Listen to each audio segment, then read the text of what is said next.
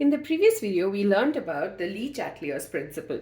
In this video, we are going to be talking about one of the factors that affect equilibria, that is concentration change. First of all, before you start watching these videos, I would suggest you go back to learning about what Le-Chatelier's principle is. In this video, I'm just going to say what it is in brief. Basically, when a system is in equilibrium, and when you do something to the said system, it hates it. And it tries and makes sure that it does the opposite of what you just did. So let's take the example of a reaction, a general reaction, A plus B gives rise to C and D.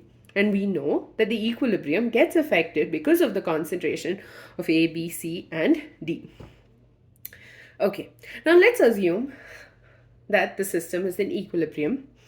Okay, now as I said before, whatever we do, the system hates it and it'll try to do the opposite of it, right? So here we're going to be taking 4 cases. Okay, case 1, concentration of A is increased. So we are increasing the concentration of A. So what will the system do? It hates it, obviously. So it tries to get to the equilibrium state. So what it'll do is, it'll do the opposite of this. So it'll try to decrease the concentration of A. And the only way it can do in this example is that A plus B will combine to give us C and D. And this way there is going to be a decrease in concentration of A. So when we increase the concentration of A, the forward reaction takes place. Okay, case 2. Concentration of A is decreased. So I was like, okay, fine, the system is in equilibrium, and we're like, okay, let's just remove some of A. So when this happens, what do you think is going to happen? System hates it, obviously. So what it'll try to do is, it'll try to increase the concentration of A. And this will happen by C plus D getting combined to give us A and B. So when there is a decrease in concentration of A, the backward process or backward reaction takes place. Simple, right? Case 3. Concentration, we're going to take one of the products. So concentration of C is increased. Okay, again, what is the system going to do? It's going to try and do the opposite of what you just did. So we're increasing the concentration of C, means it'll like to decrease the concentration of C. This means more of C and D will combine to give us A and B, which is basically the backward process or backward reaction. And you at this point might have guessed case 4, which is concentration of C is decreased. So when the concentration of C is decreased, system is like, okay, no, that's not going to work. We are going to try and increase the concentration of C, and that is done by A and B combining to give us C and D, which means the forward reaction takes place.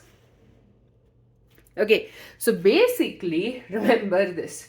System tries to do the opposite because it tries to make up for whatever you've just done. So when the concentration of A increased, it was like, okay, we need to decrease the concentration of A, and this is done by the forward reaction taking place.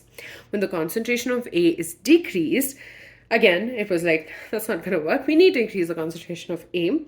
So the backward reaction took place. Similarly, when concentration of C was increased, the backward reaction took place because it wants to decrease the concentration of C. Concentration of C is decreased, it takes place the forward reaction because it wants to increase the concentration of C. So basically, in all of these cases, the system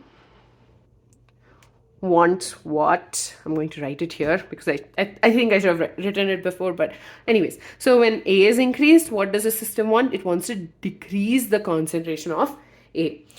When A is decreased, it wants to increase the concentration of A. When C is increased, it wants to decrease the concentration of C. And when C is decreased, it wants to increase the concentration of C. Basically, it's just doing the opposite of whatever we are doing to the system. So from all of this, there are four main conclusions that can be drawn. First of all, concentration of one or more reactants, when they are increased, the equilibrium is shifting to the forward direction because there's more reactants available for the forward reaction to take place.